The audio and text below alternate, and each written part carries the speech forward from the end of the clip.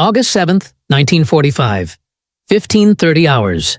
USS Missouri, anchored off Okinawa. Sergeant Kenji Tanaka stumbled as the Marine Guard pushed him up the gangway, his legs weak from weeks of hiding in Okinawan caves, with nothing but grass soup and rainwater. When he reached the main deck, the sheer scale of what surrounded him made his knees buckle. The battleship stretched further than his eyes could track, a floating city of steel that dwarfed anything in his understanding of naval engineering.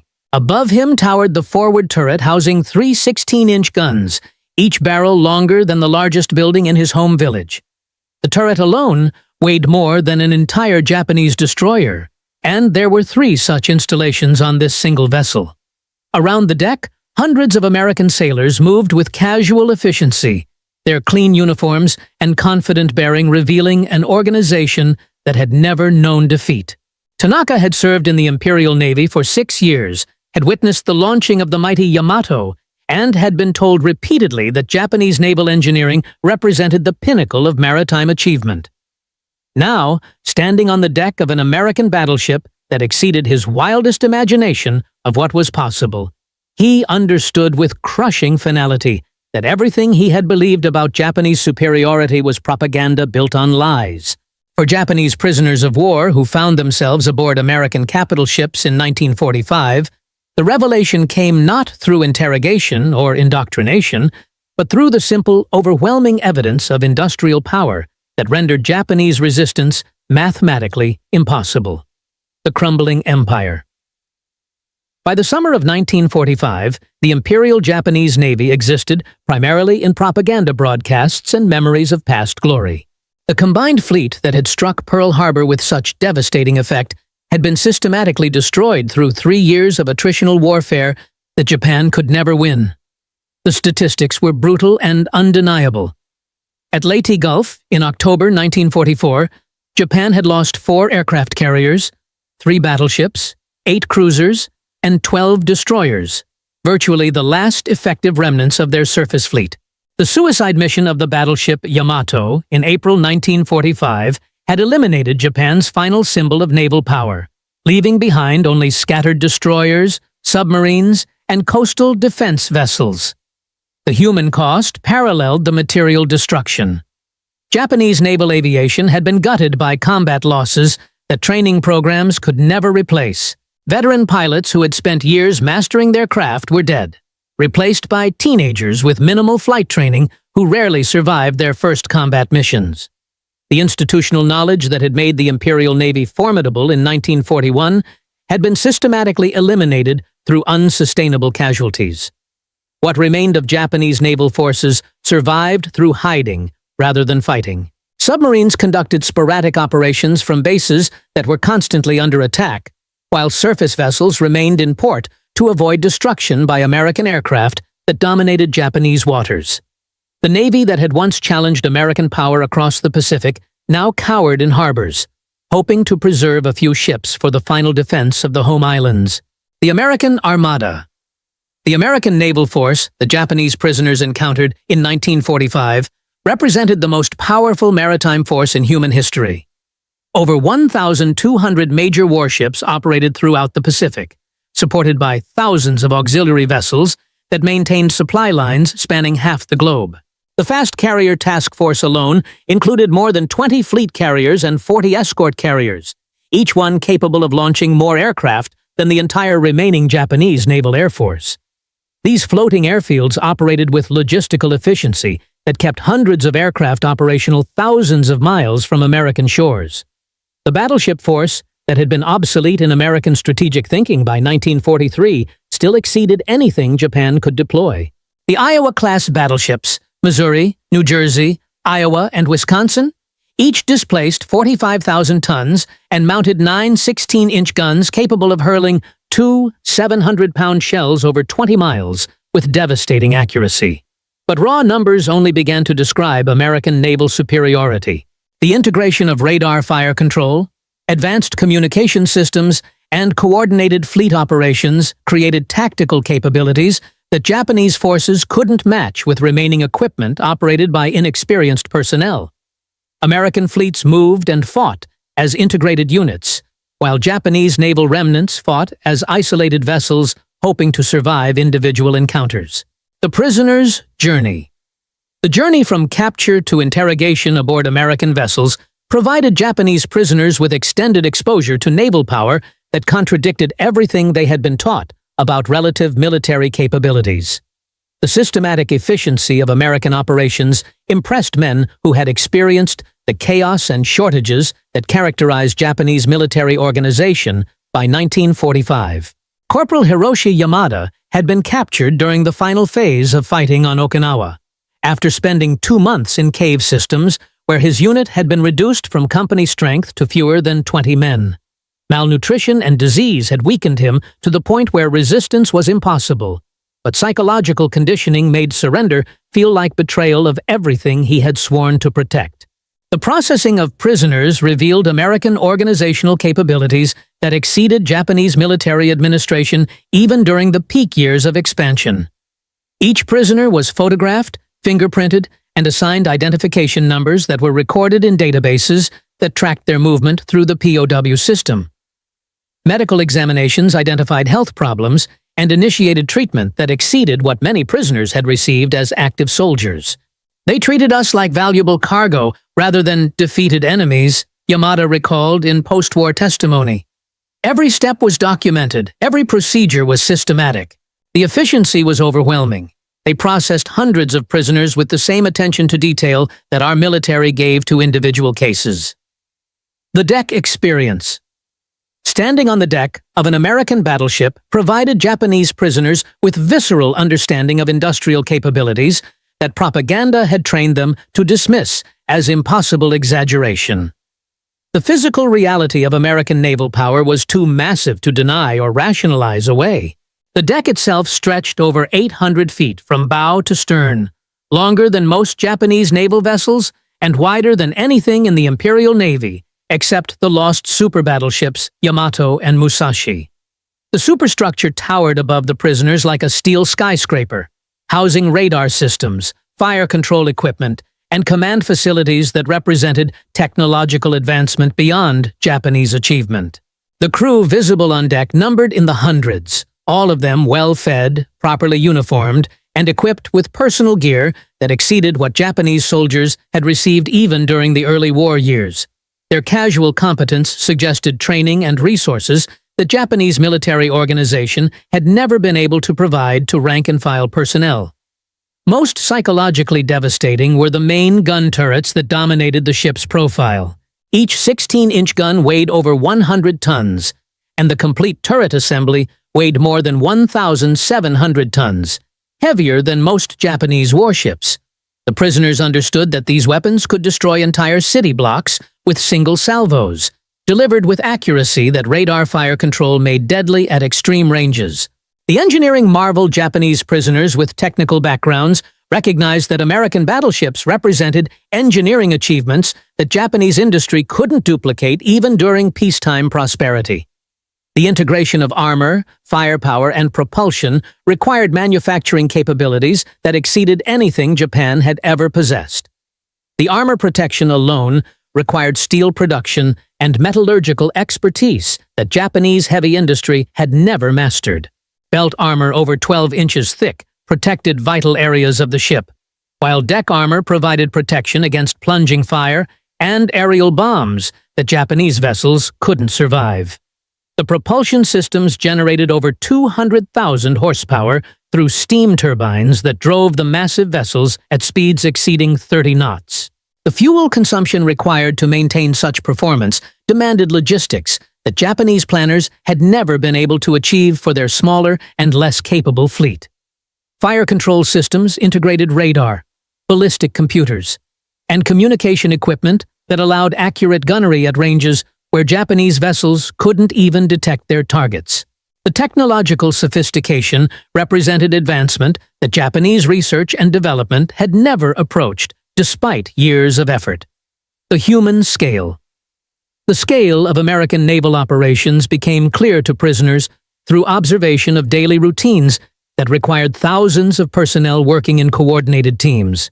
The crew of a single battleship exceeded the populations of many Japanese towns, Yet these men operated as a unified organization with efficiency that impressed observers familiar with Japanese military bureaucracy.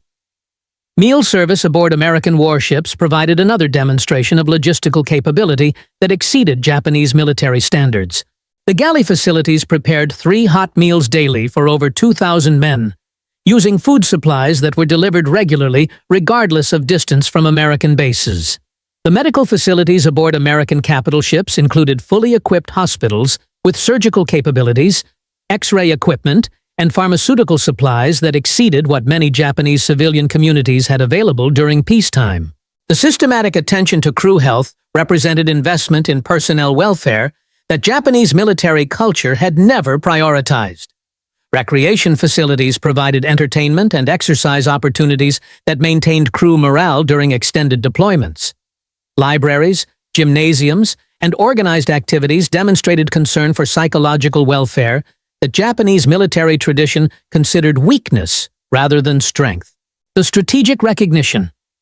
Japanese prisoners with command experience recognized that American naval power represented strategic capabilities that made Japanese victory impossible regardless of individual courage or tactical skill. The mathematical reality of American superiority could not be overcome through spiritual strength or superior fighting technique. Lieutenant Commander Saburo Sakai had served as a staff officer during the planning for Operation Tengo, the suicide mission that had resulted in Yamato's destruction. His understanding of Japanese naval limitations made him particularly sensitive to the evidence of American capabilities that surrounded him aboard USS New Jersey. "We had calculated that American production was superior to Japanese capacity," Sakai testified after the war. But seeing their ships, meeting their crews, observing their operations, the reality exceeded our worst estimates. We had been fighting an enemy whose resources were unlimited by any constraints we understood. The strategic implications were obvious to anyone who understood naval warfare. American fleets could operate anywhere in the Pacific with impunity, while Japanese naval remnants couldn't leave port without facing destruction. The maritime empire that Japan had built through conquest was now completely controlled by American forces. The technological gap. The technological sophistication visible aboard American warships revealed research and development capabilities that Japanese industry had never been able to match. Radar systems, communication equipment, and fire control mechanisms represented advancement that exceeded Japanese scientific capabilities by years or decades. The integration of these technologies into weapon systems that functioned reliably under combat conditions demonstrated engineering expertise that Japanese manufacturers had struggled to achieve even in controlled laboratory conditions.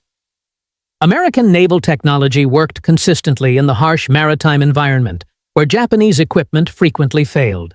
Electronic countermeasures and radar jamming equipment provided American forces with capabilities that Japanese forces couldn't counter with available technology. The electronic warfare dimension of naval combat had evolved beyond Japanese understanding or ability to develop effective responses. Quality control in American manufacturing ensured reliability that Japanese prisoners learned to expect from enemy equipment. American radar worked consistently, American communications functioned reliably, and American weapons fired accurately because industrial processes guaranteed performance standards that Japanese manufacturing had never achieved. The industrial base. The evidence of American industrial capability visible aboard their warships challenged Japanese understanding of what was possible for any nation's manufacturing sector. The quantity and quality of equipment, supplies, and personnel suggested productive capacity that exceeded theoretical limits of what Japanese planners had considered achievable.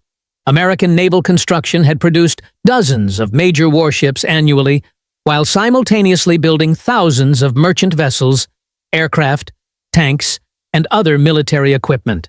The scale of production required industrial capacity that Japanese planners had considered impossible for any single nation to achieve. The quality of American naval construction exceeded Japanese shipbuilding standards despite the volume of production that should have precluded attention to individual craftsmanship. American warships combined mass production techniques with precision engineering that Japanese yards had never been able to achieve. Spare parts availability aboard American vessels suggested supply systems that could maintain complex equipment indefinitely, regardless of distance from manufacturing centers. Japanese forces had been reduced to cannibalization and improvisation, while American equipment received regular replacement parts delivered by supply systems that functioned with clockwork precision. The cultural shock.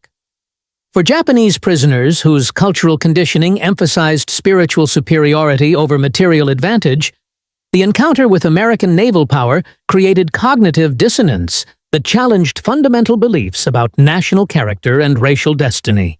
The casual competence of American sailors contradicted propaganda about democratic weakness and racial inferiority. These men operated complex equipment with skill that suggested training systems superior to anything Japanese military education had achieved. Their confidence came from genuine capability rather than empty boasting. The integration of different ethnic groups within American crews challenged Japanese beliefs about racial harmony and social organization. Japanese prisoners observed Americans of various backgrounds working together effectively, while Japanese military culture had emphasized exclusion and hierarchy as sources of strength. American military discipline appeared to be based on voluntary cooperation rather than fear of punishment. Officers and enlisted personnel interacted with mutual respect that contrasted sharply with Japanese military hierarchy that relied on harsh treatment to maintain order. The medical care provided to Japanese prisoners aboard American vessels demonstrated healthcare capabilities that exceeded anything available to Japanese military personnel during the final year of the war. The systematic attention to prisoner welfare revealed values that contradicted propaganda about American brutality. American naval medical facilities included equipment and pharmaceuticals that Japanese military hospitals had never possessed even during peacetime. Surgical capabilities, diagnostic equipment, and treatment protocols represented medical advancement that exceeded Japanese healthcare by significant margins. The availability of penicillin and other antibiotics to treat prisoner illnesses demonstrated pharmaceutical production that Japanese industry had never achieved. American medical supplies were used freely to treat enemy patients, while Japanese soldiers died from infections that these drugs could have cured easily. Nutritional rehabilitation programs restored prisoner health through dietary regimens that provided better nutrition than Japanese military rations had offered during the best years of the war. The systematic approach to prisoner welfare exceeded Geneva Convention requirements and demonstrated values that prioritized human welfare. The communication networks. The communication systems aboard American warships provided Japanese prisoners with evidence of organizational capabilities that enabled coordination across the vast Pacific theater. Radio equipment, coding systems, and information processing represented technological advancement that Japanese communications had never approached. Fleet communication networks allowed instant contact between vessels separated by hundreds of miles and coordination of operations involving dozens of ships and thousands of aircraft. The reliability and security of American communications enabled tactical flexibility that Japanese forces couldn't achieve with their vulnerable and limited systems. Intelligence distribution systems provided tactical commanders with information about enemy capabilities and intentions that Japanese officers had never received about American forces. The intelligence advantage enabled American forces to anticipate Japanese actions while keeping their own plans secret. Administrative communications handled logistics, personnel, and operational requirements with efficiency that impressed prisoners familiar with Japanese military bureaucracy. Orders were transmitted accurately, supplies were requested and delivered systematically, and personnel records were maintained with precision that Japanese administration had never achieved. The supply system. The logistics visible aboard American warships demonstrated supply systems that maintained adequate stocks of equipment, food, fuel, and ammunition regardless of distance from American territory. Supply ships delivered everything needed to keep fleets operational, while Japanese forces struggled to obtain basic necessities. Fuel supplies enabled American fleets to operate continuously, while Japanese naval remnants remained in port to conserve scarce petroleum. American vessels consumed fuel at rates that would have bankrupted Japanese logistics while receiving regular resupply that maintained operational readiness. Food service aboard American warships provided nutrition that exceeded what Japanese military personnel had received during the best periods of the war. The variety and quality of food impressed prisoners who had been reduced to starvation rations during the final months of fighting. Ammunition stocks aboard American vessels exceeded the total remaining inventory of Japanese naval forces. American ships carried enough ordnance to conduct sustained operations, while Japanese units rationed ammunition to extend their limited supplies. The moral impact, the humane treatment of Japanese prisoners aboard American vessels, challenged propaganda about American character while demonstrating values that exceeded minimum legal requirements for prisoner care. The systematic attention to prisoner welfare revealed cultural priorities that Japanese military tradition had never emphasized. American personnel treated prisoners with professional courtesy that contrasted sharply with Japanese treatment of Allied prisoners. The consistent application of humanitarian standards impressed prisoners who had expected brutality, but received medical care and adequate food instead. Religious tolerance shown by American personnel toward prisoner beliefs demonstrated pluralistic values that Japanese military culture had never recognized. Prisoners were allowed to practice traditional observances while receiving respectful treatment that acknowledged their human dignity. The absence of revenge or cruelty, despite Japanese atrocities against American prisoners, revealed moral discipline that impressed captives familiar with Japanese military behavior toward enemies. American strength appeared to include moral strength that Japanese military culture had considered weakness. The strategic revelation.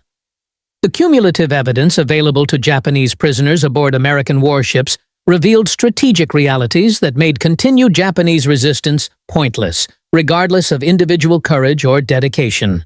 American naval power could project force anywhere, while Japanese forces could barely defend their remaining territory. American amphibious capabilities demonstrated ability to land forces on any coast, while Japanese coastal defenses were inadequate to resist invasion. The combination of naval gunfire, air support, and logistical capability made American amphibious operations virtually unstoppable. Strategic bombing capabilities visible through carrier aviation and long-range aircraft suggested that Japanese cities and industrial facilities could be systematically destroyed without American forces accepting significant casualties.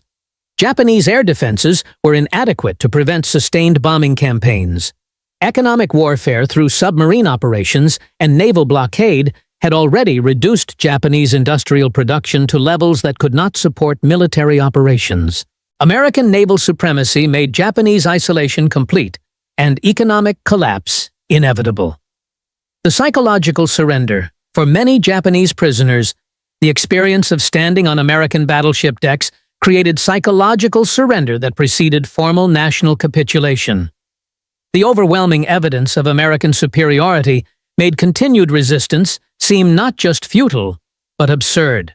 The contrast between American abundance and Japanese scarcity was too stark to rationalize through propaganda about spiritual strength or racial superiority. Material reality contradicted ideological conditioning in ways that forced fundamental reassessment of beliefs about national capability and war aims. The formal Japanese surrender ceremony aboard USS Missouri on September 2, 1945, provided the ultimate demonstration of American naval supremacy over the forces that had challenged American power 4 years earlier. The symbolic location aboard the battleship that had bombarded Japanese positions emphasized the completeness of naval defeat. Japanese delegates who signed surrender documents had experienced the same psychological impact that prisoners had encountered throughout 1945. The evidence of American capability made continued resistance impossible for leaders who understood the mathematical reality of their strategic position. The ceremony's location aboard an American capital ship, rather than neutral territory, emphasized American control over the terms and conditions of Japanese defeat. The symbolic power of the battleship setting reinforced American dominance over the maritime empire that Japan had tried to create. The ultimate realization. In the end, Japanese prisoners who realized the war was lost while standing on American battleship decks experienced more than military defeat. They witnessed the collapse of illusions that had sustained Japanese resistance for 4 years of increasingly hopeless struggle. The steel deck beneath their feet represented industrial power that reduced Japanese capabilities to insignificance. The guns that towered above them could destroy any target they chose to engage. The crew that surrounded them possessed training and equipment that exceeded anything Japanese forces had ever fielded. Standing on those battleship decks, Japanese prisoners understood with absolute clarity that their nation had challenged an enemy whose power exceeded their most pessimistic estimates. The war had been lost from the moment American industrial capacity began producing weapons and equipment that Japanese forces could never match.